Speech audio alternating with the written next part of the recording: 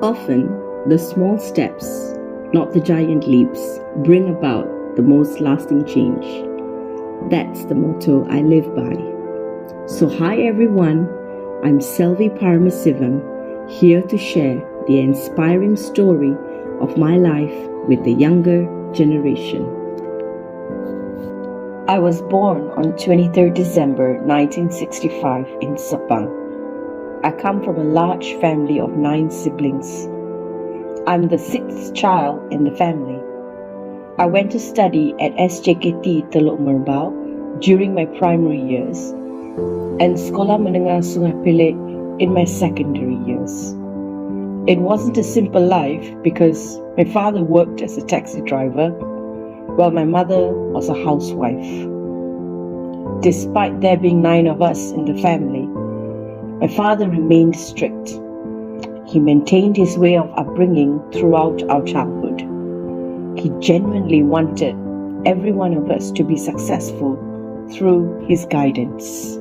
Now, 4 of us have become teachers, 2 have become doctors and engineers, and 1 is a businessman. Initially, my dream was to become a doctor. However, due to the financial crisis faced by my family, my father advised me to choose the education sector. With a heavy heart, I enrolled in a teacher's training college.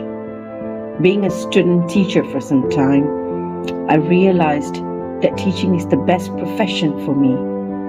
I loved this profession and excelled in my education. My teaching career has been an interesting one. I spent 4 years in Jalan Bendahara Secondary School in Muar, and then I continued my education at Serikota Kuala Lumpur Teachers Training College. There I pursued my studies in Tamil. I got posted in Subang, Shah Alam in 1989. The real adventure began when I was assigned as a teacher to SJKT Simpang Lima Klang. This is where I indeed developed my true potential as a teacher.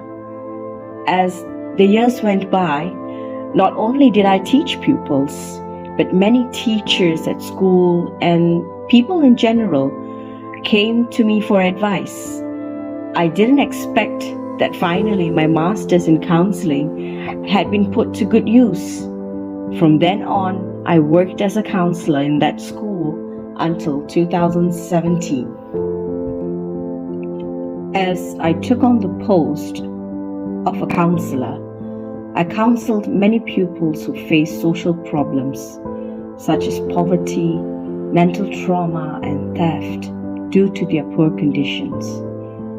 Family unemployment, financial instability, and unmet basic needs. The root cause for all the issues originated from their dysfunctional family backgrounds. Not only that, I had discovered other reasons for these problems to spread across were also influenced by the social media, pornography, and video games. Realizing that children from dysfunctional families carry on the vicious cycle into their own lives, I was eager to help them. That's where my charitable activities began. With the help of my family members, I collected donations to support several old folks' homes and orphanages. I also tried to use the donations to relieve any students that came across from families with financial burdens. As of right now, I work as a senior assistant, my position being head of the curriculum in SJKT Jalan Tepi Sungai. Before my current position, I was a senior assistant in student affairs. Presently, I do teach a class of English. During the lockdown, my school was required to close. As part of the MCO protocol, I started online classes. Never in my wildest dreams did I think I would have to use gadgets and gizmos to teach my pupils virtually. It had a significant impact on me trying to be tech savvy. This is because teachers are expected to be up to date to integrate technology into their classrooms. Still, the reality can be vastly different and complicated.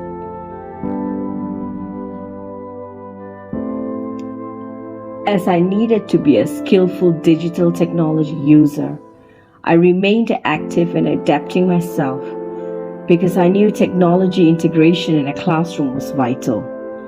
It allows active engagement among students and provide them with a wealth of learning resources. Hence, I've always tried my best to embrace and practice it in the classroom, such as by using flipbooks and YouTube videos. I had received much support from parents while conducting the night classes. Still, despite that, I often experience high levels of anxiety and stress while using ICT in the classroom, which had affected my health as it increased my blood pressure. Only 10 out of 25 pupils attended the online lessons, and the rest were not participating in online classes. Some pupils either logged in late or did not log in at all, whereas some could not view or complete the assignments. From what I had noticed, the absenteeism rate was high in low-income families. These pupils have no gadgets to access online learning, as their parents earn very little income. As a result, some pupils and their parents could not communicate with teachers and school administration due to poor internet connection and insufficient data. For me, the pupils' hardship was a real eye-opener. Hence, I conducted the classes in the evening and at night so that they could use their parents' phones after work hours to attend the online lessons. I collected donations to purchase Samsung tabs for the poor pupils. After some time, the PIBG also reached out to these pupils who weren't showing up for online classes by providing them with tablets. After teaching for 33 years, I have experienced many changes in KBSR and KSSR. Whenever there was a reformation in the education system, I attended seminars to understand the direction of the education system and keep up with the updates from the Education Ministry.